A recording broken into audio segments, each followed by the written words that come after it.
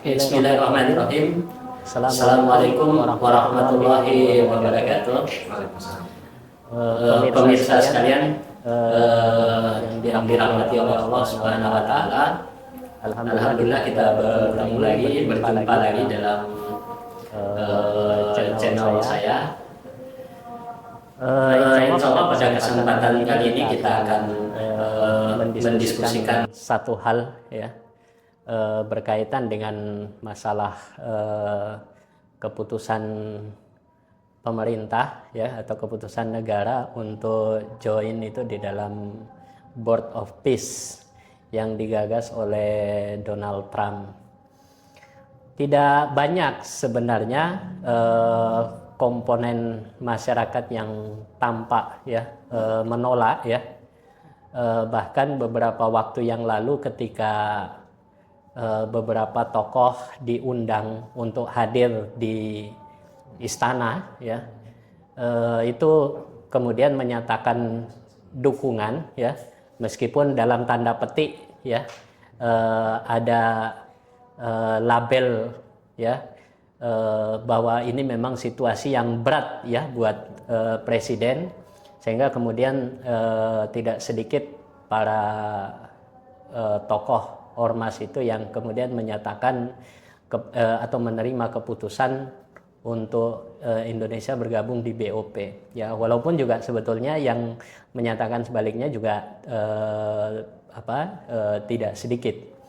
Nah, satu komponen masyarakat yang kami lihat atau kami perhatikan menyatakan penolakan diantaranya ya, paling tidak kalau kita memperhatikan sosial media ya dalam beberapa hari belakangan ini adalah munculnya figur mahasiswa sebagai yang kalau dulu kita kenal sebagai agen perubahan ya, yang kemudian turun aksi dan menuntut agar supaya Indonesia itu cabut ya dari BOP ya, apalagi setelah kemudian belum seumur jagung ternyata telah terjadi eskalasi yang cukup meningkat di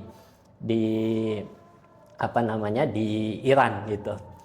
Nah, untuk membahas topik itu ya, itu kebetulan saya sudah menghadirkan tamu saya ini yang cukup istimewa, datang jauh-jauh ya dari kota pendidikan ya, Mas Muhammad Firdaus Haikal ya.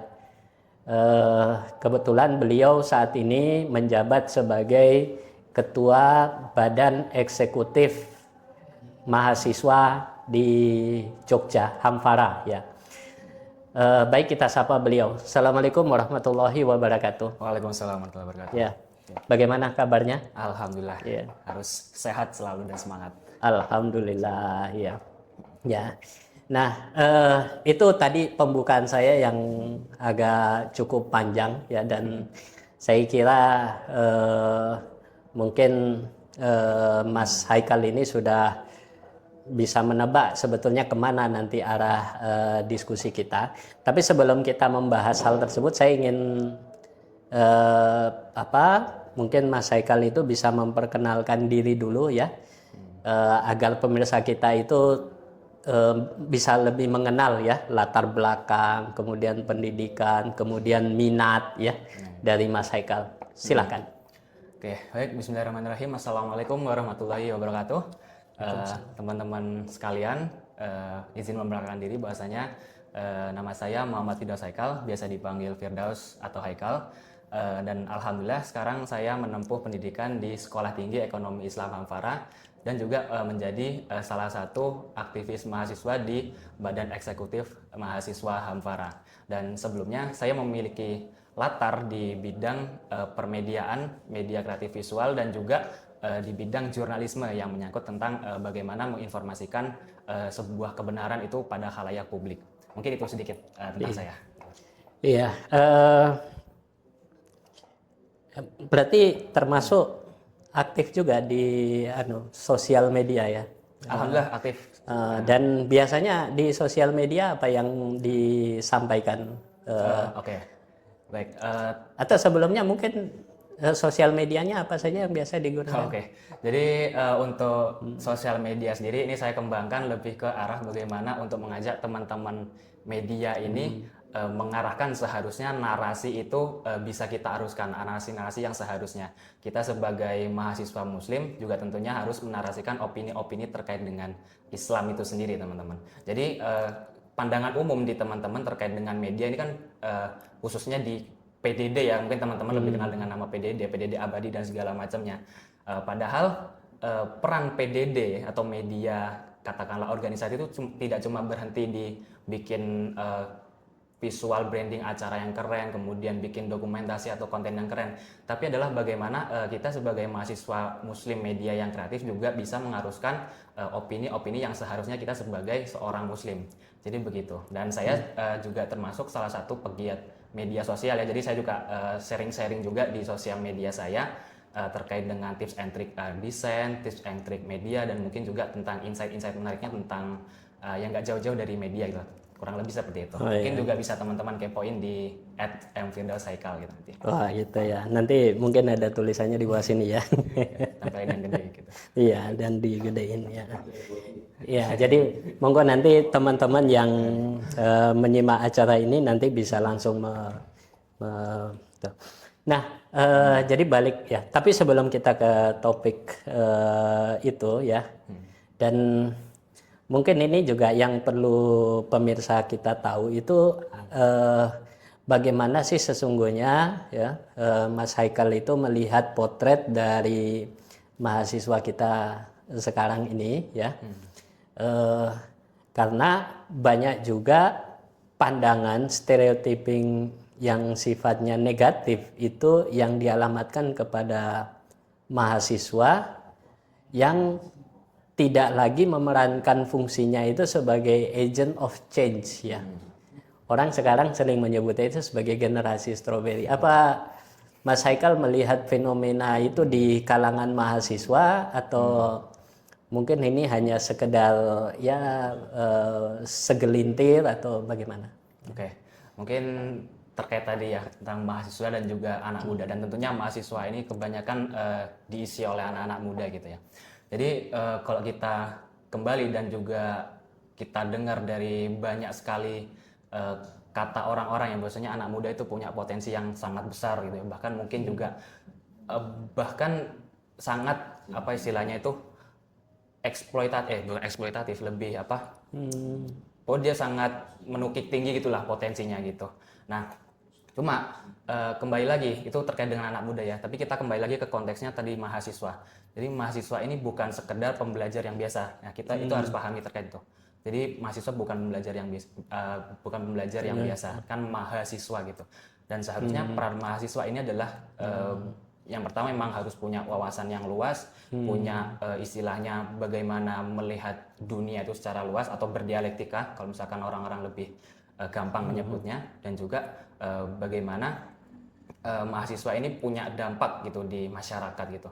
Jadi memang kunci dari mahasiswa itu kurang lebih seperti itu gitu. Jadi memang seorang pembelajar yang punya wawasan luas, berdaya besar, dan juga memberikan dampak di masyarakat. Dan kembali lagi mahasiswa ini kan sebagian besar tadi diisi oleh anak muda ya. Nah, cuma pada realitanya yang saya temui bahwasanya mahasiswa ini seringkali masih terkungkung dengan yang namanya teknologi. Gitu. Nah, kenapa teknologi? Karena gini, pada faktanya kita memang nggak bisa menafikan ya peran media atau teknologi itu sedahsyat inilah. Nah, salah satu bukti perannya adalah dengan penggunaan gadget dan segala macam. Fakta yang saya temui di lapangan, sebagian besar mahasiswa itu masih dikontrol oleh yang namanya gadget. Mereka terlalu sibuk menghabiskan waktunya untuk scrolling berjam-jam, yang bahkan tuh mungkin juga tidak mereka sadari. Padahal semestinya, apalagi seorang mahasiswa, memanfaatkan gadget tersebut untuk penggunaan yang semestinya tadi, untuk belajar, untuk menciptakan dampak, dan segala macam. Salah satunya tadi dengan ya menyuarakan opini di publik gitu. Oh gitu. Iya, kalau ada yang mengatakan bahwa sebetulnya mahasiswa sekarang itu dominan itu menjadi manusia yang cenderung apolitis, apakah Mas Haikal juga menangkap fenomena itu, ataukah bagaimana seharusnya? Oke. Jadi di satu sisi kita soroti ya terkait dengan politik, ini memang satu hal yang tidak bisa kita pisahkan dari kehidupan kita semerta-merta gitu ya. Jadi mungkin ada segmentasi mahasiswa. Jadi segmentasi di mahasiswa yang saya temui itu ada yang memang dia sama sekali tidak peduli dengan namanya politik. Jadi dia cuma berhenti pada apa yang memang dia suka saja, apa yang membuat dia merasa senang dan segala macam gitu. Kemudian ada juga segmentasi mahasiswa yang memang dia memahami tentang keadaan politik, tetapi dia tidak tahu bagaimana cara untuk bagaimana bisa menyuarakannya di sosial media atau mungkin tergabung dalam suatu kelompok gitu. Dan kemudian juga ada segmentasi mahasiswa yang memang dia sudah aktif ya di melihat politik, melihat ekonomi dan segala macam, kemudian tergabung dalam gerakan. Nah, sementara yang jadi masalah tadi kan terkait ya itu tadi ketergantungan gadget sehingga menyebabkan orang-orang ini tidak sadar bahwasanya politik ya itu sangat memengaruhi kehidupan gitu. Jadi memang pada faktanya dan juga memang sebagian besar yang saya lihat di teman-teman itu seperti itu. Ini maksudnya sebagai sebuah mungkin bisa dibilang sebagai ironi ya, kita seharusnya sebagai mahasiswa itu punya potensi yang sangat tinggi, sangat seharusnya memang punya daya juang yang besar, tapi malah istilahnya dikerdilkan dengan yang namanya gadget gitu. Padahal seharusnya gadget itu adalah tempat keterbukaan informasi. Jadi informasi tentang ilmu, tentang politik, kabar dunia dan segala macam itu segalanya sudah terbuka di situ. Dan mungkin juga bahkan ada istilahnya banyak sekali informasi di situ gitu. Jadi kita tinggal mau cari sesuatu kita bisa nemu di situ. Nah, tetapi yang jadi masalah juga adalah algoritma nanti yang mengaruhi isi beranda teman-teman anak muda ini. Apakah cenderung diisi dengan hiburan kah, atau dengan ilmu kah, atau dengan isu-isu yang lain kah, dan segala macam gitu. Itu semua nanti kembali ke tangan penggunanya. Dan tangan penggunanya itu yang bisa mengontrol apa yang mau dia cari, kemudian akhirnya membentuk algoritma tersebut. Oh gitu ya. Iya, ini saya tahu bahwa Mas Haikal ini kan kuliah di Sekolah Tinggi Ekonomi Islam. Yes, atau Sekolah Tinggi Ilmu Ekonomi. Kebalik. Kadang orang suka kebalik gitu. STI. Ya. Yang benar Yang benar STI, Sekolah Tinggi Ekonomi Islam. Sekolah Tinggi Ekonomi Islam. Ya. Artinya kalau kita bicara dalam konteks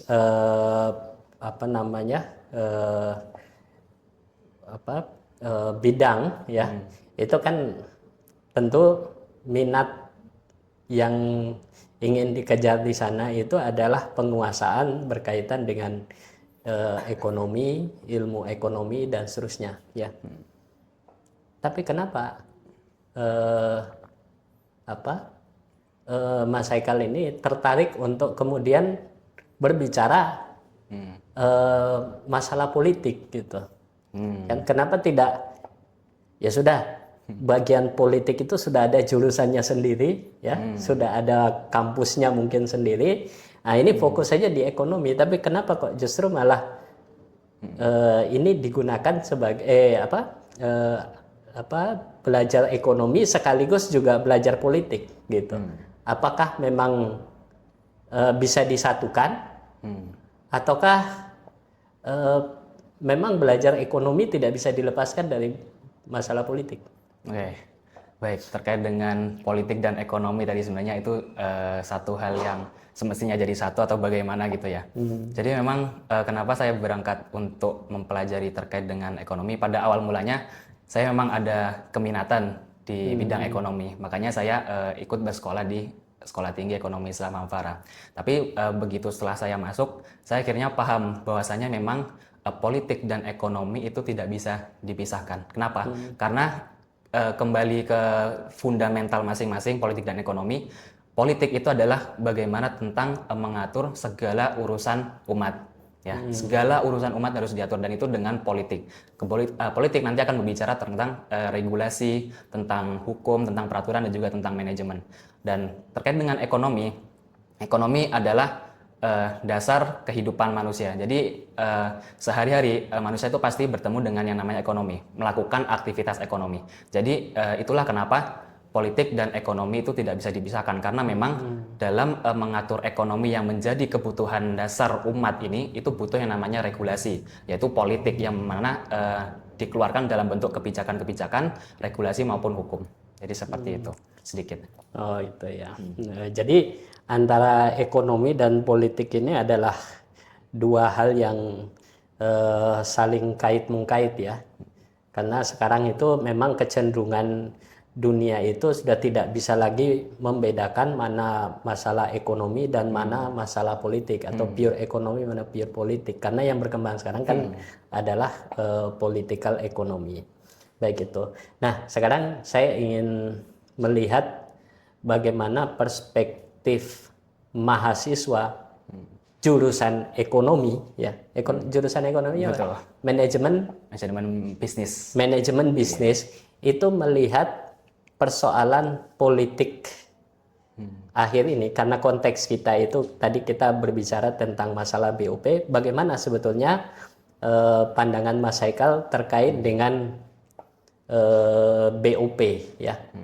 Apakah ini juga nanti ada kaitannya dengan, dalam tanda petik kalau kita kaitkan dengan isu ekonomi itu, perjanjian dagang. Iya, betul. Ya, antara Indonesia dengan itu, apakah ada interplaynya ya? Interplaynya ya, keterkaitannya atau monggo silakan ya perspektif. Oke. Baik, jadi memang awal tahun 2026 ini cukup pelik ya kalau misalkan kita lihat kondisi politik internasional maupun lokal, karena memang bahwasanya yang terjadi di awal tahun 2026 itu ada gembar-gembor tentang BOP yang diinisiasi oleh Trump, yang memang singkatannya sendiri kan Board of Peace ya. Jadi memang dengan menggunakan embel-embel peace itu gitu. Ya, yang gunanya bagaimana kita tahu itu untuk melakukan apa istilahnya, rekonstruksi dan juga pengembangan bisnis di wilayah Gaza, yang mana wilayah Gaza itu sedang terjadi genosida ya oleh Israel, dan memang semestinya kita juga tahu Israel itu di-backing oleh siapa gitu ya. Nah, itu terkait dengan BOP. Dan kemudian juga yang mengejutkan lagi adalah kita perwakilan dari Indonesia juga malah turut bergabung di dalam badan yang mungkin kita juga bisa sebut sebagai politik pragmatis ya. Bahwasanya kenapa ada badan itu padahal sudah ada PBB kalau misalkan kita lihat faktanya gitu ya. Nah gitu. Kemudian sampai akhirlah pada hari ini perang antara Iran dan juga AS dengan Israel itu semakin memanas. Jadi di situ terjadi manuver politik tapi juga sekaligus ketegangan ya di Timur Tengah. Bahwasanya memang terjadi situasi yang panas gitu. Dan kita sebagai mahasiswa khususnya ekonomi ya, itu memandang bahwasanya kebijakan yang ada di BOP ini itu tidak serta-merta persoalan itu saja gitu. Karena pada fakta perjanjian dagang ya, atau misalkan dalam namanya itu Agreement on Reciprocal Trade, yang mana itu adalah perjanjian timbal balik dagang gitu kan. Nah, setelah ditelusuri dalam dokumennya itu ternyata keuntungan yang didapatkan Indonesia itu cuma secuil saja dibandingkan dengan keuntungan-keuntungan yang bisa didapatkan atau mungkin bisa diakses oleh pihak Amerika, karena itu kan kesepakatan AS dengan Indo gitu ya. Nah itu satu gitu. Dan juga itu dari sisi ekonominya ya. Kemudian sampai mungkin sampai yang tadi dulu kan, dengan bergabungnya Indonesia di BOP itu kan juga membutuhkan dana gitu ya, yang mana katanya itu membutuhkan 17 triliun untuk gabung di dalam BOP gitu. Sementara pada perjalanannya juga ada fakta yang lucu, bahwasanya Israel yang diminta untuk membayar 17T itu akhirnya melakukan untuk tidak melakukan pembayaran, tapi tetap diajak gabung dengan BOP itu gitu. Jadi ini ada kayak apa istilahnya, kebelah pihakan gitulah, maksudnya pilih kasih dalam diri ini. Itu terkait dengan ekonomi, dan yang mana itu juga imbas ketegangan itu merembet pada perang Iran, AS dan Israel gitu. Nah, yang imbasnya pada saat hari ini yang kita rasakan adalah bagaimana Selat Hormuz itu ditutup ya, yang mana padahal Selat Hormuz itu jalur perdagangan minyak internasional ya, yang mana itu juga imbasnya kemarin sempat kena ke Indonesia. Bahwasanya dalam suatu meme saya pernah melihat kabar baik bahwasanya cadangan minyak Indonesia akan bertahan sampai 20 hari gitu. Tapi ada kabar buruknya. kabar buruknya yang ngomong Bahlil. Gitu. Nah, jadi ya sebagaimana yang diberitakan juga di media kan bahasanya ya akhirnya kesepakatan terkait persyaratan supaya minyak dari Selat Hormuz itu bisa lolos dari punya Indonesia itu bisa lolos adalah dengan syarat yang dilakukan oleh Iran. Jadi Iran itu membuat persyaratan kalau misalkan jalur minyaknya itu aman, dipastikan duta besar AS atau Israel di negara tersebut itu didepak atau diusir gitu. Gitu. Yeah. Nah, jadi memang kita perlu memandang permasalahan politik internasional ini secara luas dan juga perlu juga secara dalam, dan saya juga sedang mencoba mendalami sebenarnya masalah apa sih yang terjadi gitu. Cuma ya kurang lebih itu dampaknya pasti mengaruh terhadap ya tadi politik dan juga ekonomi. Karena politik ekonomi internasional juga akan pasti merembet ke politik ekonomi nasional gitu. Oh iya, jadi memang sangat berkaitan sekali ya antara isu politik dan isu ekonomi ya. Nah, cuma ini saya jadi agak tertarik ini untuk mengulik bagaimana Mas Haikal itu kemudian bisa memahami konteks ekonomi dan politik ya. Kira-kira apa yang Mas Haikal itu lakukan, apa yang Mas Haikal itu baca sehingga kok kayaknya punya perspektif yang utuh gitu ya, melihat persoalan ekonomi dan politik gitu. Dan selanjutnya kira-kira apa yang bisa Mas Haikal itu sarankan kepada khususnya kepada mahasiswa itu agar kemudian mereka juga menjadi orang yang melek politik seperti Mas Haikal. Oke. Baik, tadi kembali lagi ya ke awal bahasanya kita memang khususnya sebagai mahasiswa dan juga anak muda yang istilahnya terus untuk mempertahankan api semangat belajar itu kan. Nah, kenapa memang belajar ini penting ya? Karena kembali pada hakikatnya ketika misalkan umat ya atau individu itu ingin berubah ya, kita kembali lagi ke ayat pertama yang diturunkan dalam Al-Quran, yaitu tentang Iqra. Jadi memang baca. Jadi itulah sedahsyat itu perintah pertama dalam Al-Quran terkait membaca. Yang membaca ini maknanya luas ya. Membaca buku ya dengan berliterasi, kemudian juga membaca situasi ya, termasuk tadi membaca istilahnya kondisi politik, dan juga membaca yang lain seperti membaca tidak cuma sekedar membaca saja, jadi membaca dan juga menganalisis lebih dalam supaya bisa menciptakan keputusan-keputusan yang bijak gitu. Dan tentunya juga sesuai dengan syariahnya gitu. Iya, nah kalau saran Mas Haikal agar mahasiswa itu punya muncul ya satu kesadaran politik, maka apa yang seharusnya dilakukan oleh mahasiswa ya agar mereka punya kepedulian lah ya.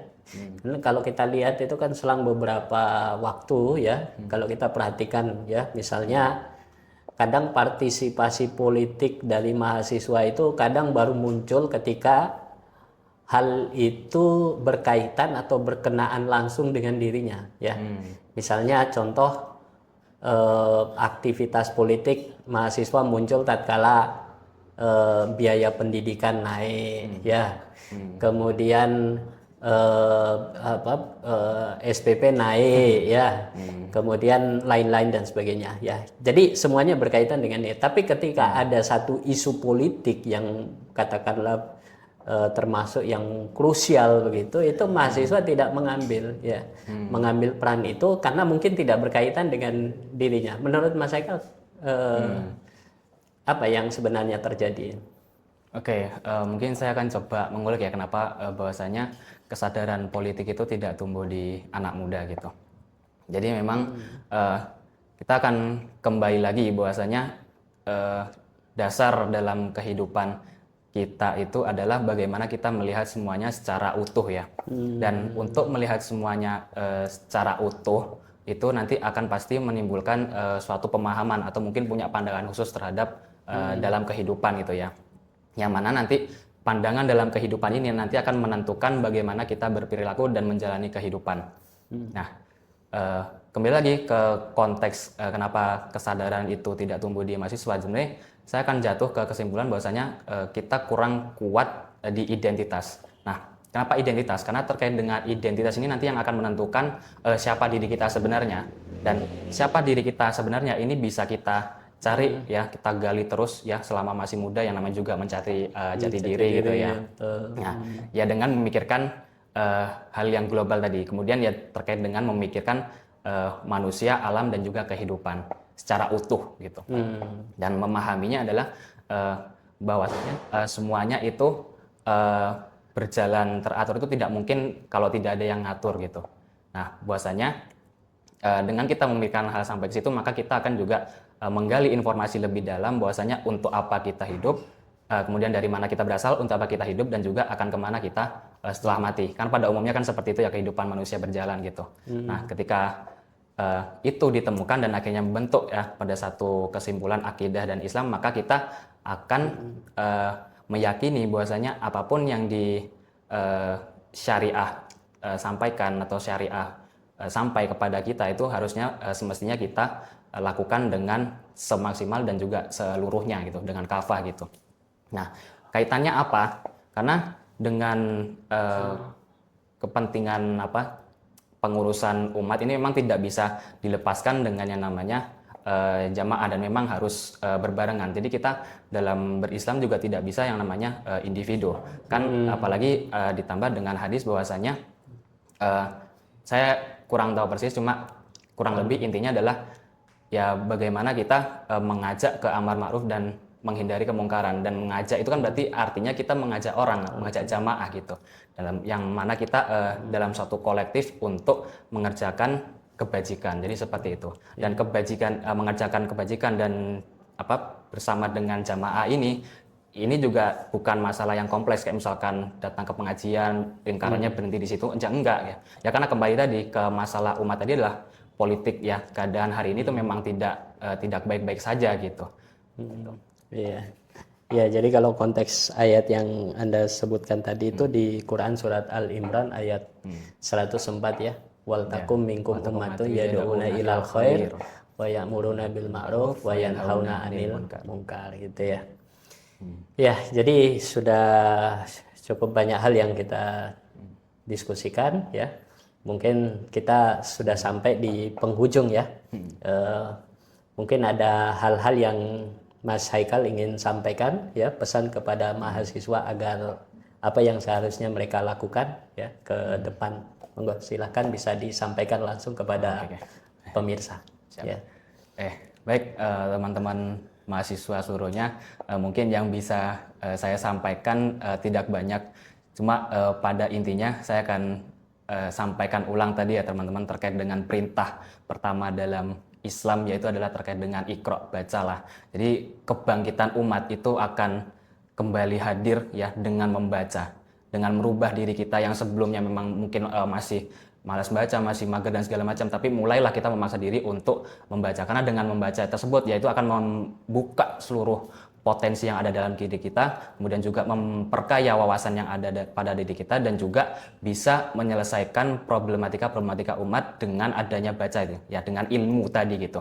Dan juga memang perlu disadari bahwasanya kita memang sebagai manusia, saya akan mengutip surat Al-Asr ya, bahwasanya memang kita semua merugi dalam waktu gitu ya, kecuali orang-orang yang berbuat amal solih, berbuat ketakwaan, dan juga berbuat hal yang benar. Dan tentunya ini juga yang harus sesuai dengan syariat Islam gitu. Jadi memang manfaatkan waktu-waktu selama masih muda dengan membaca, dengan memperluas potensi dan segala macamnya.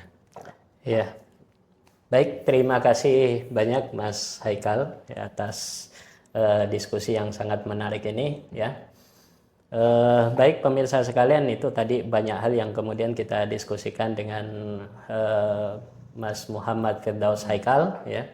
Semoga perbincangan ini menjadi sesuatu yang banyak manfaatnya ya, khususnya buat rekan-rekan sekalian atau rekan mahasiswa sekalian ya, sehingga ini nanti bisa menjadi sesuatu yang akan kemudian kita gelorakan dan kemudian akan kita perjuangkan itu secara bersama-sama ya. Mahasiswa harus menjalankan fungsinya bukan hanya sebagai sebagai individu biasa, tetapi dia adalah sebagai agent of change ya, agen perubahan.